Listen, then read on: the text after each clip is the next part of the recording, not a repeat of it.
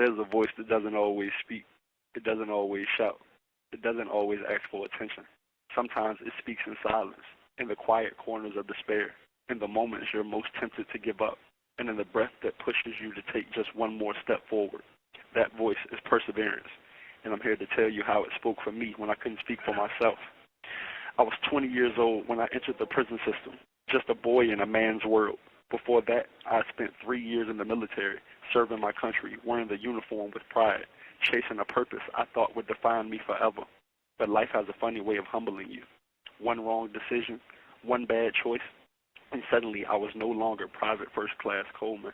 I was inmate number 1873216, stripped of my title, my dignity, and my direction. When those cold steel doors slammed behind me, they didn't just shut me out from the world. They shut me in with every demon I had ever tried to outrun. Isolation, regret, shame, anger, and most of all, fear. Fear of becoming exactly what society expected me to be, just another statistic. The first few years inside were a war zone of a different kind. No boots, no medals, no ranks. Just concrete, time, and silence that screamed louder than any battlefield. In the military, you learn to trust the person beside you. In prison, you learn to sleep with one eye open. It wasn't brotherhood. It was survival. I was fighting not with weapons, but with willpower. There were days I felt like I was losing. Nights I stared at the ceiling, asking myself, how did I get here? What happened to the man I was supposed to become? I saw men broken by the system, bent under the weight of years, forgotten by the outside world.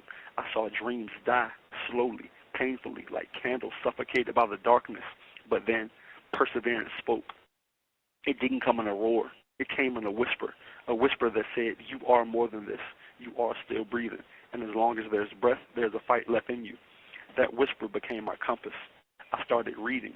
Books became my bullets. Knowledge my armor.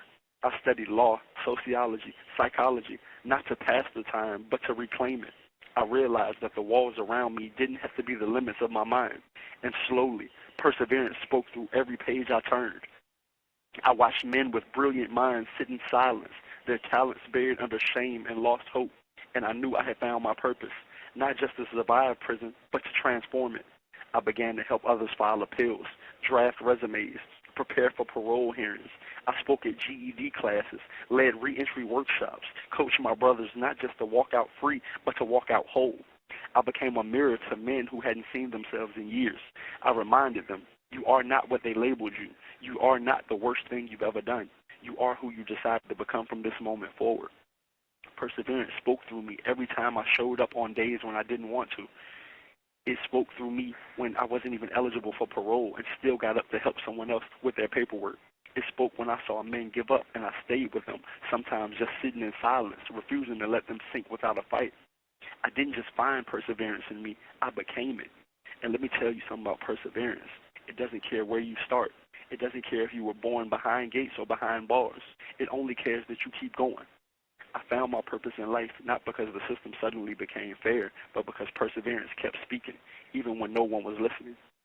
Today, I'm still helping returning citizens prepare to re-enter society while they're still doing time. I help them find work, build resumes, rediscover their families, and most important, restore their belief in themselves. I fight not just for freedom of the body, but for freedom of the spirit, because I've seen what the system does. I'm living it, and I'm only surviving because perseverance never stops speaking. Some people hear the voice of failure louder than anything else, but I challenge you, listen harder, because perseverance is speaking to you too. Maybe it's in your gut, in your prayers, in the beat of your chest when you lie awake, wondering if you'll ever make it out of the storm. You will, because you are the storm, and storms don't break, they pass. So to everyone out there, full of rage and regret, wearing shackles instead of stripes, hear me, your life is not over. You are not forgotten. You are not a number. You are still a story being written. And if you listen closely, even in your darkest hour, you will hear it, the voice of grit, of grace, of fight. You will hear what I heard. You will hear perseverance speak. Thank you.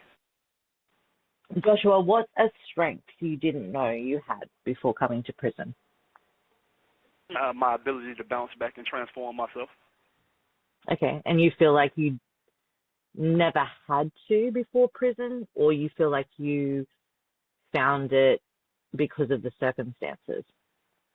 because of the circumstances of my environment. I was Yeah. super spoiled and super entitled being in the military Mm. and never having to face certain things. But when I came to prison, life got real immediately for me, and there was nobody there nobody to live the life for me but myself. So what kind of impact do you want to have on people that are watching or listening? Do I want to have the impact of being a leader, a man of you, vision, discipline, and peace. The kind of impact that breeds humility, accountability, and service. Like, I've worked tirelessly to heal what was broken in me, and I want my impact to help others do the same. and if you could send one message to your younger self, what would it be? Don't be afraid to grow. Be true to you. Don't lose sleep loving people that's not smart enough to love you back. Listen to your mama. She know a lot more than you give her credit for.